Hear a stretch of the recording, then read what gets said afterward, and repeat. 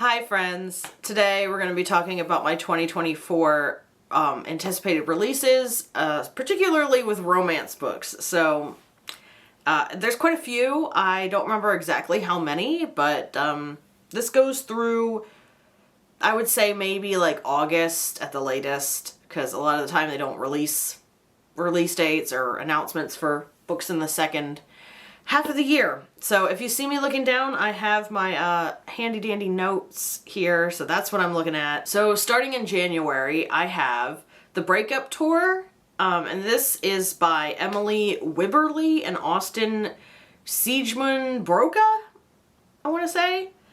This comes out on January 23rd, and this is a contemporary romance. I have a weird feeling this might be a Taylor Swift fanfiction, so very interesting way to start out the video. It's about a rising star musician who has a second chance at love with an old flame. So this is a second chance contemporary romance. This may or may not be Taylor Swift fanfiction. Then I have Love Naturally. This is by Sophie Sullivan. This comes out January 16th. Another contemporary romance. This is another contemporary romance, and this is a charming opposites attract romance. Love Naturally is for anyone who ever stepped outside their comfort zone and found that all the best things can happen when you take a chance. That's what I have for a summary. If you see me kind of hunched over, I'm petting my dog. So she's not feeling so good today. So she wants a lot of comfort. Poor baby. She's got acid reflux. Okay, so then I have The Takeover, and this is by Kara Tanamachi. And this comes out January 30th. This is another contemporary romance, workplace, enemies to lovers. This says, sometimes when you ask the universe for your soulmate, you wind up with your hate mate instead. So, excited for that one. You'll notice a trend. There are a lot of tropes that I'm particularly keen on, so it is what it is. I have two more for January, and the next one is a Banh Mi for Two. This is by Trinity Nguyen.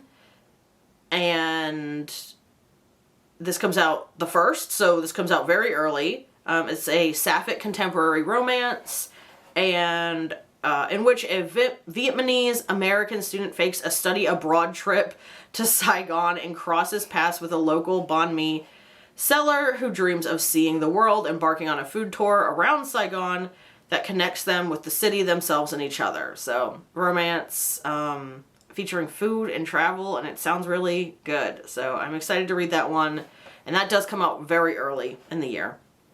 Last but not least, in January, I have Red String Theory. This is by Laura Kung Jessen, and it comes out January 9th. This is another contemporary, and this is a fated love rom-com about two star-crossed lovers. So if you know anything about like the title, the Red String Theory, it's like a fated lovers theory thing. So moving on into February, where we have a little bit less. So I have four, and the first one being Bride by Ali Hazelwood. I kind of have a 50-50 relationship with Ali Hazelwood's books, but I do tend to just have a good time reading them. They're not like the best romances in the world, but whatever. This one comes out February 16th. And this is a paranormal romance, so I am excited to see what she does with this. This is a werewolf vampire romance, Marriage of Convenience. So, excited, very excited for that one. Then I also have an Olivia Dade release, and that is At First Spite. This comes out February 13th. Another contemporary romance, Hate to Love, and based on the cover, we're probably going to get some more plus-size rep, which I'm very excited for. Olivia Dade does it very well. So the next one I have is The Partner Plot, and this is by Christina Forrest. This comes out on the 27th of February. It's another contemporary romance, second chance, and marriage of convenience. For synopsis, I wrote, two former high school sweethearts get a second chance in this marriage of convenience romance. So, last but not least, in February, I have How to End a Love Story, and this is by Yulin Kwong. This comes out on the 27th. This is contemporary romance with a second chance trope.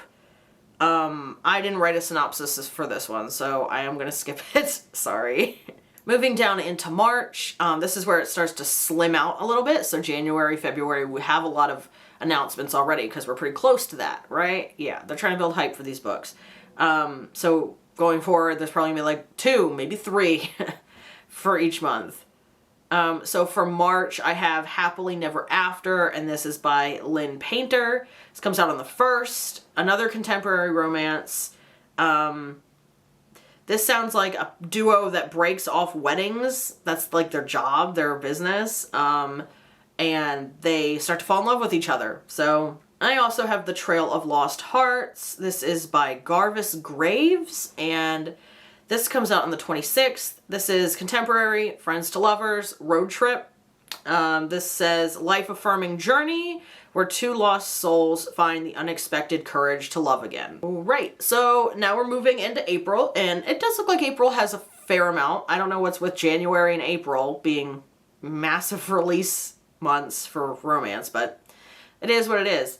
So first on my list, I have Late Bloomer. This is by Maisie Eddings. This comes out April 16th. This is a sapphic romance, and its opposites attract. Then obviously King of Sloth by Anna Wong. This is April 30th. This is a billionaire romance. I also have Here We Go Again. This is by Alison Cochran? I want to say Cochran. And this comes out April 2nd. This is queer, second chance. Former friends to lovers. So they're not friends anymore. And it's a road trip romance.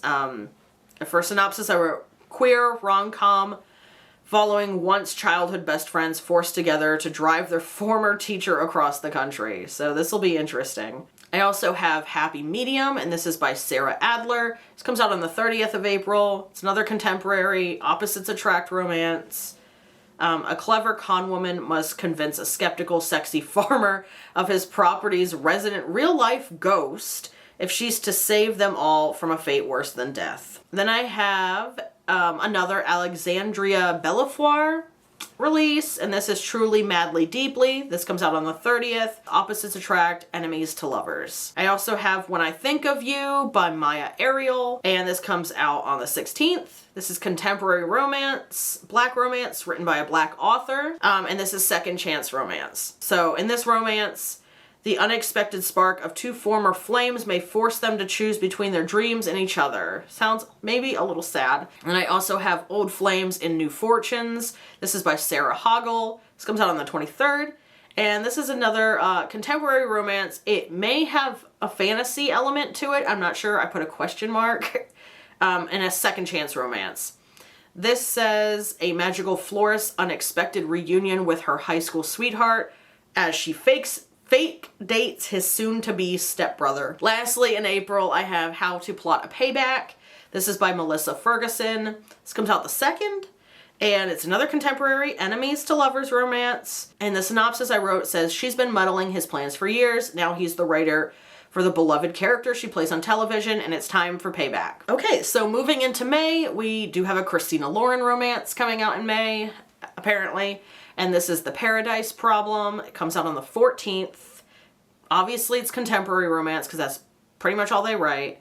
This is Marriage of Convenience / fake married and opposites attract. For synopsis, I wrote, Anna Green thought she was marrying Liam Weston for access to subsidized family housing while at UCLA. She also thought she'd signed divorce papers when the graduation caps were tossed, but they both went on their merry ways. 3 years later, Anna is a starving artist living paycheck to paycheck, while West is a Stanford professor. He may be one of 4 heirs to the Weston Foods conglomerate, but he has little interest in working for the heartless corporation his family built from the ground up. Good for him. He's still rich. He is interested, however, in his $100 million inheritance. Ooh. There's just one catch. Basically, he has to be married for 5 years before he'll get this inheritance. And then in May, I also have Love at First Book. So this is a bookish romance. This is by Jen McKinley and comes out on the 14th. It's opposites attract. And this says, when a librarian moves to a quaint Irish village where her favorite novelist lives, the last thing she expects is to fall for the author's prickly son. I'm really excited for that one. And then I have Savor It by Tara DeWitt, and that comes out on the 21st. It's a contemporary romance, convenient dating, so not marriage, competition, and takes place in the summer. And then I have Lavash at First Sight. This is by Taline Voskuni, and this comes out on the 7th. This is queer enemies to lovers, and it is a competition. It's a food competition, I believe. It's a romantic comedy. This says sworn as enemies, Ellie and Vanya must compete against each other under their suspicious parents' scrutiny, all while their feelings for each other heat to sizzling temps. So that one I'm very excited for. And then I also have The Bump by Sydney Carger. Yeah, Sydney Carger. This is on the 21st of May. This is a queer contemporary romance about two men expecting a baby who go on a road trip. Next is Mistakes We Never Made. This is by Hannah Brown. Comes out on the 7th of May. It is contemporary, second chance, rivals to lovers. And the synopsis I wrote down says, an epic coastal road trip gives two lifelong rivals a second chance at love. Last but not least, I have Wish You Weren't Here by Christy Schillig. This comes out on the 21st. This is, again, contemporary. It's a summer romance, and it's a debut. A woman spending a summer in Italy finds her world completely upended, but it may be the kick she's needed to figure out who she truly wants to be. All right, so moving into the summer in June, I have another Ali Hazelwood book, and that is Not in Love. This comes out on the 11th. This is contemporary romance, and I literally just wrote another STEM romance. So then we also have another Christina Lauren book, and that's Tangled Up in You. This comes out on the 25th of June. This is a modern retelling. I literally just wrote a Tangled retelling, which I am very excited for because Tangled is one of my favorites. So Rapunzel is one of my favorites. And then I also listed Rules for Second Chances by Maggie North. This comes out on the 25th. This is contemporary romance, second chance. This just says, can true love happen twice with the same person? And I also have Right Where We Left Us by Jen Devon. This is June 18th. Another contemporary. Sounds like this is forced proximity, on and off again, kind of second chance romance. And last for June, I have The Villain Edit by Lori DeVore, and this comes out the 18th. This is contemporary. This just says Emily Henry meets Fleabag in The Bachelor. That was literally what it said on Goodreads. So this will be interesting, but it sounds like the main character gets kind of troped as the villain at a Bachelor-esque show. And then in July, I only have one, but it might change the closer we get to July. And I have Hate to Fake It to You by Amanda Sellett. This comes out on the 16th. Contemporary, obviously. This is a waitress masquerading as an influencer and a wildlife photographer are on a collision course with romance. And then August. So August is where my list is going to end because past there I didn't really have much. I have two for August. First one being Skybriar by Talia Hibbert. This comes out on the 6th. It's contemporary romance. This is just says a new series of contemporary Austen-inspired rom-coms. So I haven't read a lot of Austen, but it seems interesting. Yeah, I would like to see contemporary retellings of them. I think might be up my alley. So curious to give that one a try. And then lastly, I have The Breakup Pact by Emma Lord. This comes out August 13th. It's another contemporary romance, and the synopsis I wrote down says, two best friends who haven't spoken in 10 years pretend to date after breakups with their respective exes go viral. So yeah, those are the romance releases for 2024 right now that I'm the most hyped about, and a little bit about them. Let me know down in the comments if you're also equally excited for any of these. As always, thank you guys for watching. I appreciate you all, and give this video a thumbs up if you did like it. Consider subscribing if you want to see more from me, and I will see y'all in the next one. Bye.